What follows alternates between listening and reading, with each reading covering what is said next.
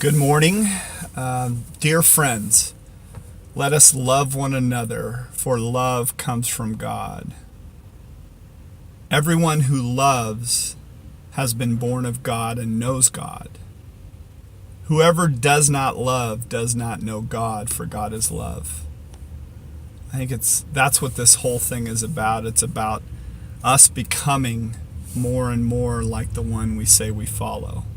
So love is who God is. So it's about us becoming that very thing, the love of God made manifest in our life. So we become that reflection of His love wherever we go.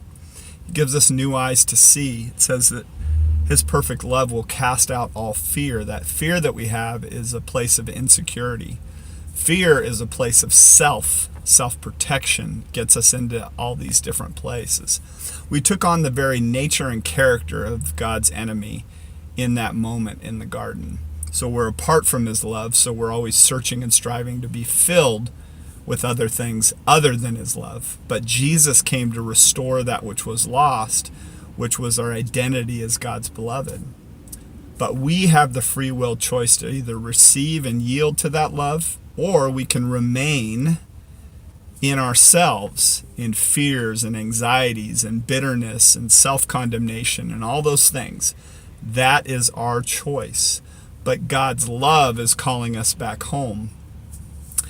God made Him who had no sin to be sin, so that in Him we might become the righteousness of God. Because of Christ's sacrifice, the beauty of His unconditional love that made things right between us and God. That's the thing that changes us from the inside out and gives us new lenses to see everything around us. Now we're not so self-concerned. We're able to deny ourselves. We're able to lay down that self-life in order to become truly free. Last night, a buddy of mine, Jordan, had a post about forgiveness, and there were a couple of people that were just I cannot forgive what was done to me, horrific things that were done. And we can relate to that on a human level. And it wasn't meant to be that way because all of it, but the reason why it is because all of us come into the world self-centered and self-seeking. It's only when we come back to the love of God that we can be transformed and changed. Think about what life looks like if you're in that place what Jesus is talking about.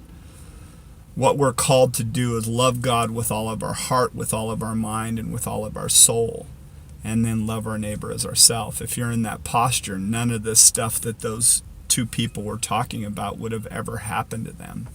But because man is living in a place of I am my own, they're doing depravity, they're doing horrific things, just like I've done bad things in my life too, because I didn't realize who I was or what I was created for. So we live in a very broken, dark, depraved place. But God desires for us to live in a new way.